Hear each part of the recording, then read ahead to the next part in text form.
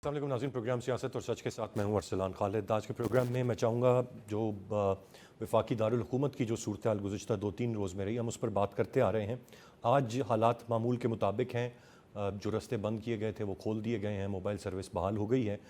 लेकिन इस सब में कल शाम से जो ख़बर आई वो CM KPK की गिरफ़्तारी की ख़बर थी। कभी उसकी तस्दीक होती रही, कभी तरदीद होती रही, और अब हतमी तौर पर किसी को ये मालूम नहीं है कि 24 घंटे से ज़ायद गुजरने के बावजूद अली अमीन गंडापुर साहब जो सूबाई वज़ीर आला हैं वो इस वक्त कहाँ मौजूद हैं। दावा ये किया जा रहा है कि वो किसी इदारे की तहवील में नहीं है, ना वो इस्लामाबाद पुलिस के पास हैं, ना किसी और इदारे के पास हैं। और फिर हुकूमत ये दावा कर रही है कि ये रूपोशी उनकी ख़ुद की इख्तियार की गई है। और एक फुटेज भी मंजर आम पर आई है जिसमें वो KPK हाउस में दाखिल हो रहे हैं और फिर कपड़े तब्दील कर कर निकल रहे हैं। फिर सिर्फ इस वीडियो के हवाले से भी मुख्तलिफ बातें सामने आ रही हैं। और फिर जो सूबाई असम्बली का इजलास है उसको तलब किया गया था, फिर मुख्तलिफ जगहों पर यह आवाज़, लेकिन इस वक्त तक फ़िलवक्त कोई इतलात मौजूद नहीं है। और फिर बड़ा वाज़े तौर पर जिन लोगों ने कल, जिनका मकसद दी चौंकाना था, उन्होंने बताया ये जा रहा है, हुकूमत ये दावा कर रही है कि उनका मकसद इंतशार फैलाना और लाशें गिराना था। और यही काम ये लाहौर में भी करना चाहते थे, जिसको बुनियाद बनाते हुए बगावत और दहशत गर्दी के मुकदमे जो लीडरशिप है लाहौर में उस पर भी दर्ज किए गए, और यहाँ पर भी मुख्तलिफ मुकदमात दर्ज किए गए हैं।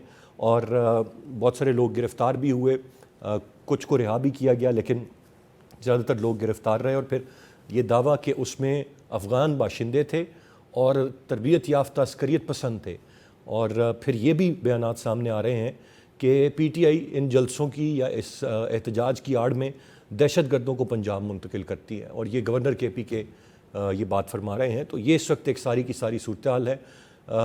कोई नहीं जानता एहतजाज की कॉल थी, उसको कितना तवील करना था, उसका मकसद क्या था, और फिर ये किस तरह से कॉल ऑफ हुआ या ये ख़त्म हो गया। और बताया यही जा रहा है कि ये तितर बितर हो गए और फिर कोई लीडरशिप नहीं रही, इनके लोग चले गए, और फिर जो एहतजाज करने वाले थे वो भी एक के बाद एक रवाना हो गए। तो मकसद क्या था, किया क्या? बहरहाल एक हकीकत यह है कि इसमें एक पुलिस एहलकार की जान ज़रूर गई है, उसकी शहादत ज़रूर हुई है, और उस पर पथराव किया गया, उसको मारा पीटा गया। और इस पर जो इस्लामाबाद पुलिस है उसका मौक़िफ़ और स्टेटमेंट बड़ा वाज़ेह है। मैं चाहूँगा तफसील से आज के प्रोग्राम में इस सारी सूरत हाल पर हम बात करें। गेस्ट पार्टिसिपेंट्स का तारुफ़ कराता चलूँ। प्रोग्राम में हमें ज्वाइन कर रहे हैं अंजुम रशीद साहब, सीनियर सहाफ़ी और तज्ज़ियाकार हैं, खालिद फ़ारूकी साहब भी सीनियर जर्नलिस्ट और एनालिस्ट हैं, और अब्दुल्ला गुल साहब सीनियर तज्ज़ियाकार हैं, हमें प्रोग्राम में ज्वाइन कर रहे हैं। अंजुम रशीद साहब, गुफ्तगू का आगाज़ आपसे करते हुए, लाहौर में भी बगावत के मुकदमे दर्ज हुए, सलमान अकरम राजा, मुसरत चीमा, शेख इम्तियाज़, अली इम्तियाज़, शबीर गुज्जर, ये लोग नामज़द हुए। इस्लामाबाद में भी ऐसी कुछ चीज़ें हुई। किस तरह से देखेंगे आप इस सारे के सारे प्लान को, इस एहतजाज को और इसके इख्तिताम पजीर होने को? देखिए, बज़ाहिर जो इमरान खान साहब कह रहे हैं और उनकी पार्टी कह रही है कि ये एक जमहूरी जद्दोजहद है, लेकिन जो जमहूरी जद्दोजहद है उसकी कुछ शक्ल यहाँ पर कंफ्यूज है, क्योंकि वज़ीर आला KPK जो है वो वज़ीर आला होते हुए सरकार और गवर्नमेंट ऑफ KPK की पुलिस का असला, जिसका उन्होंने सबूत दिया है, इस्लामाबाद की पुलिस ने दिखाए हैं कि ये KPK पुलिस का असला है, ये KPK पुलिस के शेल हैं, आंसू गैस के शेल हैं। मतलब वो बुनियादी असूलों की एक तो खिलाफ वर्जी कर रहे हैं। फिर वो इमरान खान ने जब वो पावर में थे तो उन्होंने कहा था कि फौज को सियासत में गैर जानिबदार नहीं होना चाहिए, गैर जानिबदार तो जानवर होता है। वो ये चाहते थे कि फौज जो है वो इमरान खान की हुकूमत के साथ मिलकर जो है वो अपोजिशन का मुकाबला करे और गवर्नमेंट में पार्टिसिपेट करे। लेकिन अभी तक उन्होंने अपने इस इक़दाम की जो है वो तरदीद नहीं की, ना मजम्मत की है। और अब भी जो शवाहिद हैं वो ये मिलते हैं कि अब भी जो है वो इमरान खान का माइंड सेट बदला नहीं है। अब भी वो जो है वो फौज पाकिस्तान के साथ मिलकर जो है वो गवर्नमेंट को हटाना चाहते हैं और गवर्नमेंट करना चाहते हैं, और फिर गवर्नमेंट में आकर अपोजिशन में निपटना चाहते हैं। तो ये एक वो बहुत वाज़ेह तौर पर जो है वो ये नहीं कह रहे कि फौज को जो है वो पॉलिटिक्स का हिस्सा नहीं होना चाहिए, बल्कि वो तो इसकी नुमाइंदगी करते रहे हैं। और आज भी उन्होंने वजाहत नहीं की है کہ وہ فوج کو سیاست سے یا جمہوریت سے الگ کرنا چاہتے ہیں، وہ تو اس لیے یہ شبہ کیا جا سکتا ہے کہ آج بھی وہ ویسے ہی ہیں. اور دوسری جانب جو ہے وہ علی امین گنڈا پور وزیر اعلیٰ کے پی کے ہوتے ہوئے وہ کیسے جو ہے وہ اس طرح متشدد مظاہروں میں حصہ لے سکتے ہیں، جس میں ایک پولیس کانسٹیبل اسلام آباد کا ہلاک بھی ہو گیا اور بہت سے پولیس آفیسر اور جوان جو ہے وہ زخمی بھی ہوئے ہیں، اور پھر وہ پولیس میں رہتے ہوئے جو ہے وہ آئے ہیں اور آج وہ غائب بھی ہو گئے ہیں. اس سے پچھلی دفعہ بھی وہ 8 گھنٹے کے لیے غائب ہوئے تھے، اب پھر وہ آج پتہ نہیں کتنے دن کے لیے غائب ہوئے ہیں، لیکن وہ کبھی شکایت نہیں کرتے. پچھلی دفعہ بھی 8 گھنٹے انہوں نے کوئی شکایت نہیں کی. ابھی بھی کوئی پتہ نہیں کہ وہ کیوں غائب ہوئے ہیں، یا کیا وہ کسی کے ساتھ کوئی میٹنگ کر رہے ہیں، کوئی کنفرنس کر رہے ہیں، یا کوئی معاہدہ کر رہے ہیں، یا کوئی بات کر رہے ہیں، یا وہ نہیں کر رہے. اس لیے جو تحریک انصاف کی جانب سے کنفیوژن ہے. آپ نے درست فرمایا جی، یہ ساری کی ساری واقعی اس وقت کی صورتحال ہے. خالد فاروقی صاحب، جو ایف آئی آر لاہور میں درج کی گئی ہے اس کے متن میں یہ کہا گیا ہے کہ جو چیئرمین پی ٹی آئی ہیں ان کو جیل میں غیر معمولی سہولیات حاصل ہیں اور جیل کے اندر سے رہنماؤں کو ریاست کے خلاف تشدد پر اکساتے ہیں، جس پر ان کے جو رہنما ہیں اپنے کارکنان کے ساتھ مل کر ریاست مخالف نعرے بازی توڑ پھوڑ کرتے ہیں اور اس طرح اشتعال پھیلاتے ہیں. ایک بڑے خطرناک الزامات ہیں یہ. اب یہ صرف ایف آئی آر کے متن تک محدود بات ہے یا واقعی یہی کچھ ہم نے گزشتہ کچھ دنوں میں دیکھا ہے، یا ماضی میں بھی ہم دیکھتے آ رہے ہیں کہ مقصد اس جماعت کا اسی طرف جاتا جا رہا ہے؟ دیکھیے، پھر تو یہ تو حکومت سے سوال بنتا ہے نا کہ انہوں نے بانی پی ٹی آئی کو جیل میں اتنی سہولتیں کیوں دی ہیں. یہ غیر معمولی سہولتیں کیا اس سے پہلے جو سیاسی قائدین جیلوں میں رہے ہیں کیا انہیں ملتی رہی ہیں؟ ذوالفقار علی بھٹو، محترمہ بینظیر بھٹو، شہید بینظیر بھٹو اور نواز شریف صاحب اور اس کے علاوہ بڑے سیاسی لیڈر جو ہیں وہ جیلوں میں بند رہے ہیں، تو ان کو یہ سہولتیں کیوں نہیں ملی؟ اور اگر یہ سہولتیں اس وقت دی جا رہی ہیں تو اس میں حکومت کی مرضی منشا کتنی شامل ہے، اور حکومت کی مرضی کے بغیر یہ سہولتیں کیسے مل سکتی ہیں؟ ٹھیک ہے، عدلیہ اپنے طور پہ اس کا اپنا ایک رول ہے. عدلیہ نے بہت سے جگہوں پہ آ کے تو اس کو بہت فیسیلیٹیٹ کیا ہے عمران خان کو، لیکن یہ تو حکومت کا اپنا فیلئر ہے. اور ایکسپوز ہوتی ہے حکومت کہ آپ ایک ایسے شخص کو جس پر بڑے سنگین نوعیت کے الزامات ہیں، آپ اس کو غیر معمولی ایک رعایت دے رہے ہیں. اور یہ کیا رعایتیں باقی سارے قیدیوں کو مل رہی ہیں؟ اگر باقی قیدیوں کو نہیں مل رہی تو یہ ناانصافی تو ہماری حکومت اور اس کے ادارے جو ہیں اور اس کے محکمے جو ہے وہ کر رہے ہیں. اگر کسی جگہ سے غیر معمولی سپورٹ ملتی ہے بانی پی ٹی آئی کو تو اس کے بارے میں بتایا جانا چاہیے. باقی دیکھیے، یہ جو سارے کا سارا معاملہ جو آپ نے شروع میں بات کی تھی کہ اسلام آباد میں زندگی جو معمول پر آ گئی ہے، تو اس کا مطلب یہ ہے کہ اسلام آباد کی زندگی ایسی ہے جس کو جب جی چاہے کوئی مفلوج کر دے اور جب جی چاہے آپ اس کو پرسکون کر دیں. یہ اسلام آباد پہ یہ کوئی پولیٹیکل، میں بالکل اس بات کا حامی ہوں کہ پولیٹیکل پارٹیز کو احتجاج کا حق ہونا چاہیے، انہیں موقع ملنا چاہیے کہ وہ پروٹیسٹ کر سکیں، وہ اپنے تحفظات جو ہیں ان کے بارے میں قوم کو، عوام کو، حکومت کو آگاہ کر سکیں، اور حکومتوں کا یہ فرض ہے کہ وہ ان کے تحفظات کو دور کرے. لیکن یہ احتجاج نہیں تھا محض، یہ تو ایک دھاوا ہے. اور بلکہ دوسرے لفظوں میں اگر میں اس سے کہوں تو یہ ایک لشکر کشی ہے کہ ایک وزیر اعلیٰ کس طرح سے اپنے ساتھ سارے کا سارا جو سرکاری جو آفیسرز ہیں، ملازم ہیں، ان کو ساتھ لے کے اور پھر اس کے بعد پھر وہاں کی پوری ایک مشینری، سیاسی سرکاری مشینری کو لے کے تو وہ کس طرح اسلام آباد پہ چڑھائی کر سکتے. آپ نے درست کہا کہ اس کی گنجائش تو نہیں ہے، لیکن یہ اسی طرح ہی ہوا ہے. میں واپس آؤں گا خالد فاروقی صاحب کی جانب. اب گفتگو سلسلہ جاری ہے، ایک بریک کی جانب بڑھیں گے، بریک سے واپس آ کر مزید بات کرتے ہیں، ساتھ رہیے گا. Welcome back. عبداللہ گل صاحب، آپ سے جاننا چاہوں گا سر، بات تو یہ بڑی وجہ ہے کہ جس کا جب دل کرے وہ رابطہ منقطع کر دیتا ہے، راولپنڈی، اسلام آباد، ایک فیض آباد کے مقام پر آ جاتا ہے.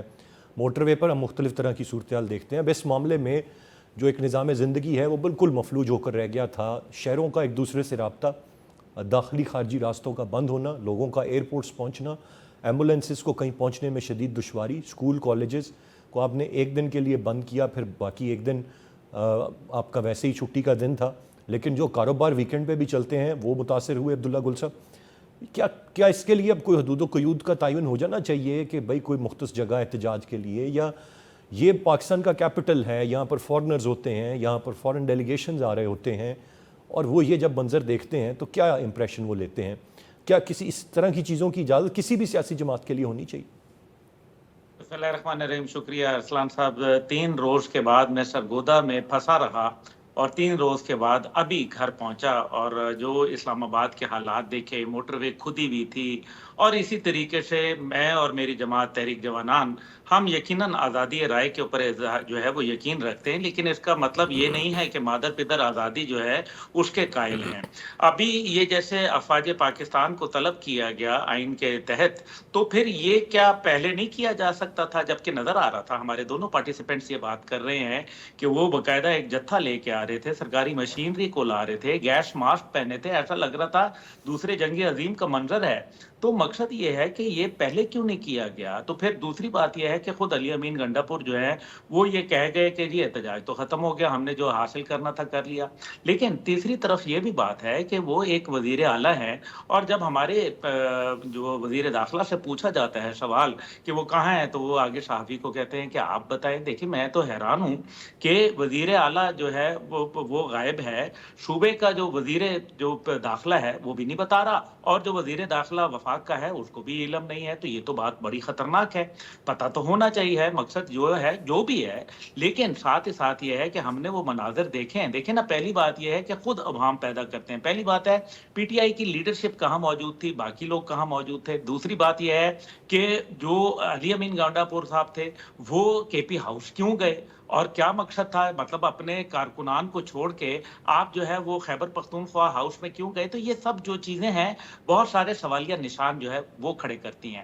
دوسری بات اس کے اندر جو اہم ہے وہ آپ نے کہا کہ قوانین دیکھیں. اسلام آباد کا قانون تو بتا دیا گیا کہ اگر کسی نے جلسہ جلوس کرنا ہے تو اس کے لیے جگہ مختص کی گئی، اس کے لیے ایس او پیز بنائی گئی، لیکن ان کو فالو نہیں کیا گیا. تو اس میں کمزوری کس کی ہے؟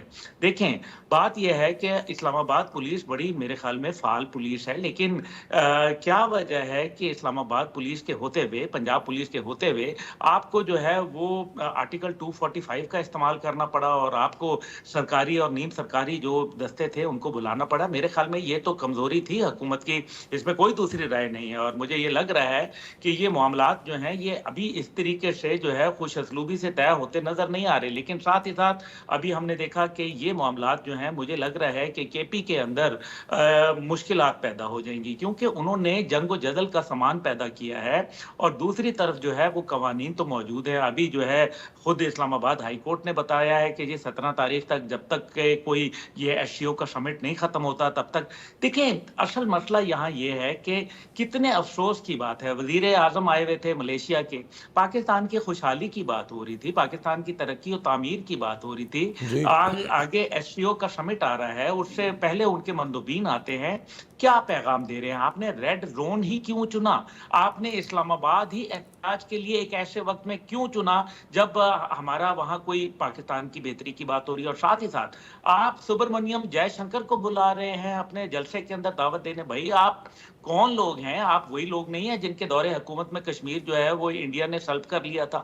کشمیریوں کا آپ کو یاد نہیں آیا؟ آپ کو بھارت کے جو غزہ کے اندر جو وہ اسرائیل کے ساتھ کھڑا ہوا ہے، وہ غزہ کے اوپر بمباری کروا رہا ہے، یوکرین میں ابھی اس نے جو ہے آرٹلری شیلز پرووائڈ کیے، آپ کو وہ انسانیت سوز مظالم بھارت کے نہیں نظر آئے؟ آپ اس کے وزیر خارجہ کو جو پاکستان مخالفت میں، مسلمان مخالفت میں اپنا ثانی نہیں رکھتا، آپ اس کو دعوت دے رہے ہیں جلسے میں. کیا ہو گیا ہے؟ کیسی باتیں آپ کر رہے ہیں؟ یہ عبداللہ گل صاحب آپ جب کہتے ہیں کہ یہ تمام تر چیزیں نظر نہیں آ رہی، تو یہ آپ کو نظر آ رہی ہیں، یہ ہمارے باقی پارٹ مجھے نظر آ رہی ہیں، پر جو بھی طبقہ جس کی تعداد جتنی بھی ہے، میں اس فگر میں نہیں جاتا کہ وہ پاپولر جماعت ہے یا جو بھی لوگ جس میں ہر طبقے کے لوگ ہیں جو اس جماعت کو یا اس کی آئیڈیالوجی کو سپورٹ کر رہے ہیں، ان کو کیا نظر نہیں آتا یا ان کی نظروں پہ کیوں پردہ پڑ گیا؟ میں یہ چیز آپ سے جاننا چاہوں گا. دیکھیں سم بکمن امیون فاہم لا یرجعون قرآن پاک کی ایک آیت ہے، اور یہ بار بار جو ہے وہ قرآن کے نزول سے پہلے بھی جو ہے وہ ثابت ہوئی.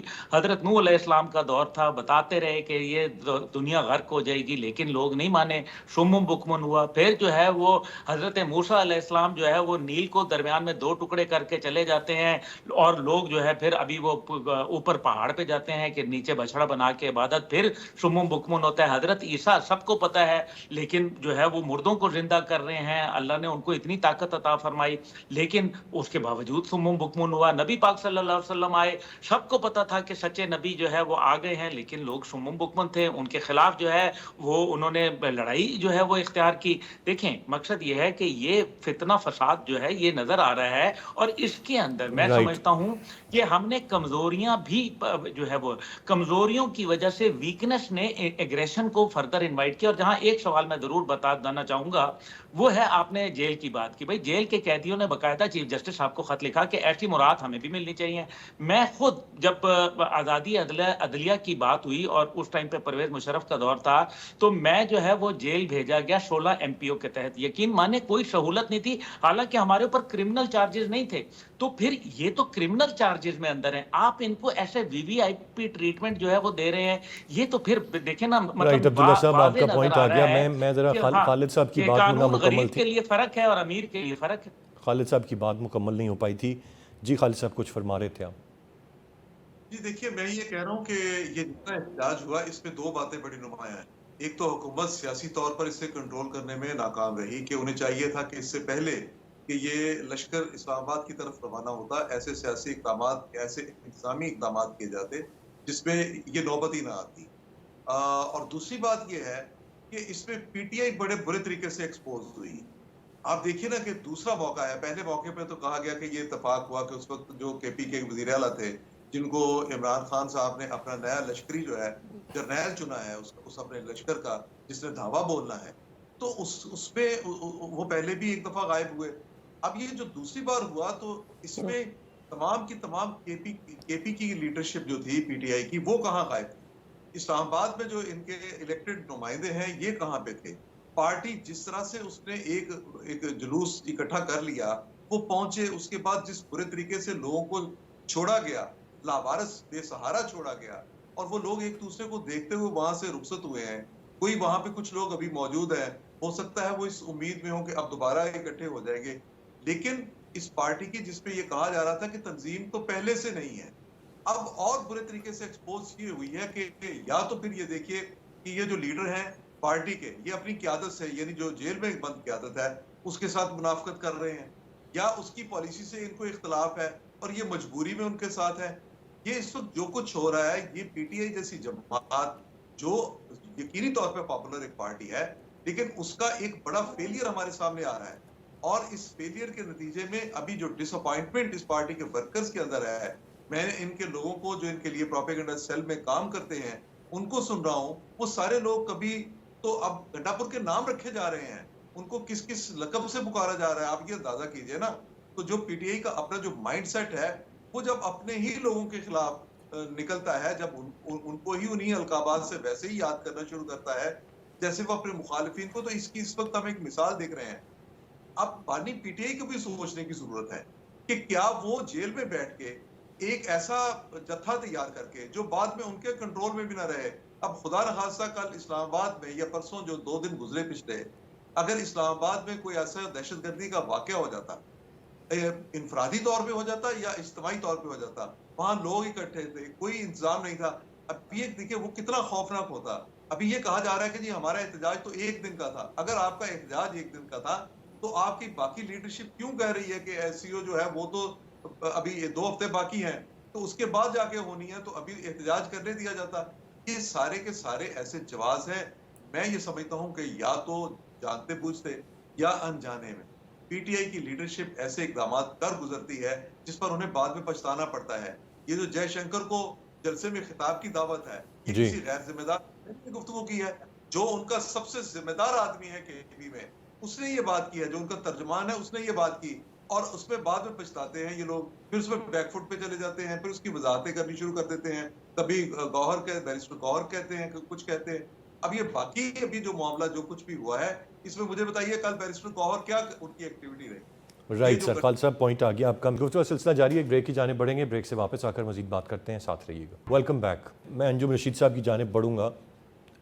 अंजुम साहब, अब ये जमात बहरहाल मौजूद है, इसकी सूबे में हुकूमत है, वज़ीर आला इनके हैं, बाकी जगहों पर वफाक में नुमाइंदगी है, सेनेट में मौजूद हैं, पंजाब में। अब क्या आप इनका क्या कर सकते हैं? आप इनको یہ کسی قومی دھارے میں شامل ہونے کے لیے مکمل طور پر تیار نہیں ہیں، یہ اسی طرح کی ایکٹیویٹیز آگے بھی جاری رکھیں گے؟ یقیناً یہ آخری موقع نہیں ہوگا. آپ ان کو کیا طاقت کا استعمال ان کے خلاف کریں تو آپ ان کو روک سکتے ہیں؟ بات چیت کے معاملے پر یہ نہیں آتے کہ آپ ان کو بٹھا کر ان کو سسٹم کا حساب بنا لیں؟ تو وے فارورڈ کیا ہے؟ کیا یہ اسی طرح سے ایک لڑائی مسلسل چلتی رہے گی اور اس میں شدت آتی رہے گی؟ دیکھیں، اس میں کوئی شک نہیں کہ تحریک انصاف آج جو ہے وہ میں کہہ سکتا ہوں کہ پاکستان کی سب سے زیادہ مقبول جماعت ہے، باوجود اور اس میں کوئی شک نہیں کہ سب سے بڑی پارٹی آج تحریک انصاف ہی ہے. لیکن جو عمران خان صاحب کہہ رہے ہیں کہ یہ گورنمنٹ کیونکہ اس کا الیکشن جو ہے وہ دھاندلی سے یہ گورنمنٹ بنی ہے اس لیے ہم گورنمنٹ کو ختم کرنا چاہتے ہیں، تو یہ کوئی جواز ایسا نہیں ہے، کیونکہ جو عمران خان کی گورنمنٹ بنی تھی 2018 میں وہ بھی جو ہے وہ آر ٹی ایس کو فیل ہو کر اور دھاندلی سے ہی جو ہے وہ عمران خان کی گورنمنٹ بنائی گئی تھی.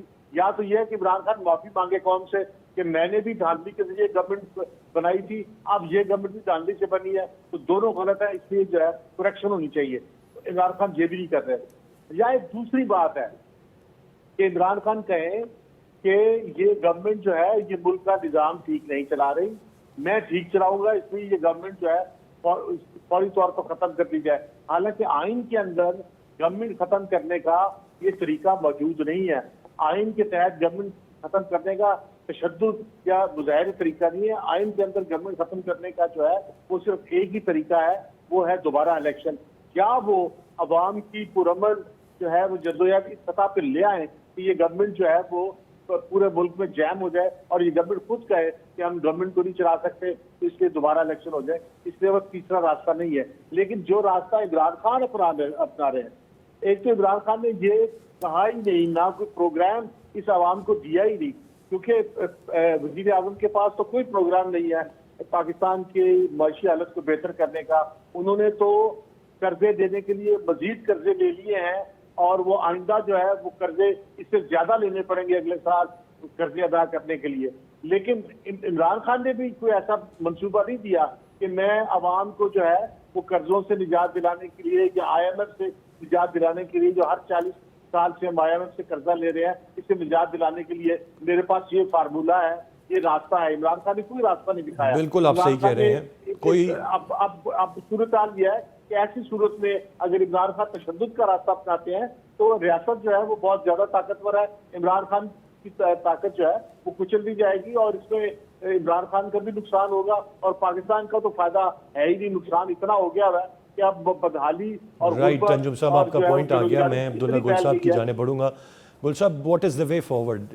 کیا یہی جو بات ابھی انجم رشید صاحب نے کہی کہ وہ اگر اسی طرح پرتشدد رہیں گے تو پھر ریاست زیادہ طاقتور ہے اور پھر ان کو کچلا جائے گا، اب کیا یہ سٹیج آ گیا اور یہی واحد راستہ بچا ہے یا کچھ اور بھی ہے؟ ہے کہ ہمیں ایک دفعہ دوبارہ ریوائز ضرور کرنا چاہیے سارے معاملات کو. جس آدمی کے پاس کوئی ایک معمولی سا کاؤنسلر آپ پکڑ لیں اور اس سے پوچھیں کہ اگر آپ کے پاس پنجاب کی، کے پی کی، کشمیر کی، گلگت بلتستان کی حکومت ہو اور وفاق کے اندر آپ کے پاس سینیٹرز موجود ہوں، وفاق کے اندر آپ کے پاس ایم این ایز موجود ہوں، آپ حکومت توڑیں گے یا آپ اپنی حکومت کو ویٹ اینڈ سی کا ماحول بنائیں گے؟ دیکھیں، عمران خان صاحب حکومت کرنے نہیں آئے تھے، سیدھی سی بات ہے. اور ابھی بھی کے پی میں ان کی جو چوائس ہے وہ علی امین گنڈا پور جس دن آئے تھے تو سارا میڈیا چلا رہا تھا، مجھے آپ سمیت سارے لوگ یہی اسیس کر رہے تھے کہ جناب یہ جو معاملات ہیں یہ تو ان کو صرف ایک گنڈا گردی کے لیے لایا گیا. I am sorry to use this language, لیکن نظر آ رہا ہے اور آپ نے دیکھ لیا کہ اس کے بعد کیا ہوا. ایک طرف جو ہے علی امین گنڈا پور جو ہے وہ اپنے آئین سے جو ہے وہ اور اپنے حلف سے جو ہے وہ غداری کر رہے ہیں. بالکل کلیئر بات ہے، کیونکہ انہوں نے کہا میں اپنے لیڈر کی مانوں گا. بھائی آپ نے حلف لیا ہے، آئین پاکستان کے تحت لیا ہے، آپ ذمہ دار ہیں اسٹیٹ مشینری کو استعمال کرنے کے، اسٹیٹ کے وسائل کو استعمال کرنے کے. آپ کیسے اس کو اپنی ذات اور اپنی پارٹی اور اپنے مفادات کے لیے لگا رہے ہیں اور کس بنیاد پہ؟ پہلی بات یہ ہے کہ کے پی کے اندر بہت زیادہ جو ہے گھپلے اور پرابلمز ہیں. لوگوں کی عوام جو ہے وہ بدحال ہو چکی ہے، ان کی خوشحالی، ان کی ترقی، تعمیر کا کوئی کام وہاں ہو نہیں رہا. اس سب کے اوپر پردہ ڈالنے کے لیے ایک نئی آزادی کی جو باتیں کر رہے ہیں، لوگوں کو ایک خواب غفلت کے اندر رکھ رہے ہیں، جس کا آپ نے بتایا. دیکھیں جھوٹ بک رہا ہے، مسئلہ یہ ہے کہ جھوٹ بک رہا ہے اور مغرب کی طرف سے پوری سپورٹ ان کو حاصل ہے، وہ سوشل میڈیا کے ذریعے پروپیگیٹ کر رہے ہیں، وہ دیگر رائٹ وسائل کے عبداللہ ذریعے. صاحب، اب وے فارورڈ وقت بڑا دیکھیں، محدود ہے. میں ذرا کامنٹ خالد صاحب کا بھی آپ لے کی لوں. اجازت سے وقت بہت محدود ہے سر. میں آپ کی اجازت سے 2-3 ضرب آپ کے ساتھ. دیکھیں مجھے یہ نظر آ رہا ہے کہ جو پی ٹی آئی ہے وہ ٹوٹ گئی ہے اور یہ ان کے پاس ایک لاسٹ چانس تھا، انہوں نے اپنا زور لگا لیا. ابھی مجھے اس کی سزا نظر آ رہی ہے ان کے لیڈر کی. دوسرا مجھے ان کے نظر آ رہا ہے کہ کارکن کی کمر ٹوٹ گئی ہے. لیکن اس سب میں خطرناک بات یہ ہے کہ کارکن اگر ان سے بھی بدزن ہو گیا تو نتیجہ یہ ہے کہ ایک انڈیجنس موومنٹ نہ کھڑی ہو جائے، کوئی اپنے تئیں جو ہے وہ نہ کھڑا ہو جائے. اور مجھے پی ٹی آئی کے اوپر پابندی عبداللہ بڑی صاحب، واضح نظر آ میں رہی ہے. ذرا صرف خالد صاحب سے کوئکلی، خالد صاحب بے فارورڈ کائنڈلی اگر کچھ بتا سکیں، نظر آ رہا ہے یا یہ بس کلیشز اور پرتشدد معاملات ہی ہیں آگے؟ دیکھیے اس ساری صورتحال کو سنبھالنا بھی جا سکتا ہے، امید جو ہے یہ کسی وقت بھی پیدا ہو سکتی ہے، لیکن ضروری اس کے لیے یہ ہے کہ اگر پولیٹیکل مائنڈ سیٹ ہوگا. ماضی میں ہم نے پولیٹیکل مائنڈ سیٹ نہیں دیکھا. آپ دیکھیں پاکستان کے سسٹم میں ایک وقت تھا جب الیکشن میں دھاندلی ہوئی، باقاعدہ طور پہ دھاندلی ہوئی، وہ جماعت جس کو پاکستان میں چاروں صوبوں کی زنجیر کہا جاتا تھا، اسے 14 کے 16 سیٹیں ملی تھی. اسے 14-16 سیٹوں کے ساتھ ہی اسمبلی میں پارلیمنٹ کو ایکسیپٹ کر لیا. اب آپ کے پاس پارلیمنٹ میں سب سے زیادہ نمائندگی ہے. اس کے باوجود کہ اس پورے ملک میں آج تک جتنے بھی انتخابات ہوئے، شاید ہی کوئی ایک آدھ الیکشن ایسا ہوا ہو جہاں پہ ہم سمجھے کہ یہ شفاف الیکشن ہوئے. آپ کو یہ چاہیے کہ آپ سیاسی طور پہ سیاسی جماعتوں کے ساتھ پولیٹیکل ڈائلاگ جس کو ہم کہتے ہیں وہ کریں. آپ جب سمجھتے ہیں کہ اداروں کو سیاست میں مداخلت نہیں کرنی چاہیے تو دوسرا معاملہ صرف آپ کا پولیٹیکل پارٹیز کے ساتھ ہی رہ جائے گا. اور پولیٹیکل پارٹیز صرف ایک کی ذمہ داری نہیں، تمام پولیٹیکل پارٹیز کی ذمہ داری ہے. پیپلز پارٹی، پی ایم ایل این اور تحریک انصاف، یہ بڑی پارٹیاں ہیں. ان تینوں پارٹیوں کو ایک ڈائلاگ کرنا پڑے گا، آج نہیں تو کل. اگر نہیں کریں گے تو نہ تو پاکستان کے معاشی مسائل حل ہوں گے، نہ پاکستان سیاسی بحران سے نکل سکے گا. اور یہ سیاسی بحران جو ہے یہ پولیٹیکل پارٹیز کی عزت اور پولیٹیکل پارٹیز کی جو حکومت اور اقتدار ہے یہ انہوں نے کہاں پہ کرنا ہے؟ یہ اسی پاکستان میں کرنا ہے. ایک ایسے پاکستان میں جہاں آئے روز ہنگامے ہوں، مظاہرے ہوں، الیکشن کی ساکھ نہ ہو، اداروں کی ساکھ نہ ہو، پولیٹیکل پارٹیز کی ساکھ نہ ہو، ایسے ملک کو دنیا میں کہاں عزت ملتی ہے؟ سو اس کا اب بہترین راستہ صرف یہی ہے کہ آپ سمجھے. دیکھیں نا، یہ اسمبلی 5 سال کے لیے ہے. کیا یہ پولیٹیکل ڈائلاگ کے ذریعے ممکن نہیں ہو سکتا کہ یہ اسمبلی 4 سال کی کر دی جائے؟ کیا ممکن نہیں ہو سکتا کہ 3 سال کی کر دی جائے؟ لیکن آپ کو کہیں بات تو کرنی پڑے گی نا. Exactly, that's a valid point. بات کریں گے تو مسئلے کا حل نکلے گا. اس وقت بات نہیں ہے اور صرف پرتشدد معاملات ہیں جو کسی کے لیے بھی کوئی بہتر نوید نہیں. تینوں رسپیکٹیبل گیسٹ کا بہت شکریہ. آج پروگرام سے اتنے ہی. ارسلان خالد کو اجازت دیجیے. اللہ نے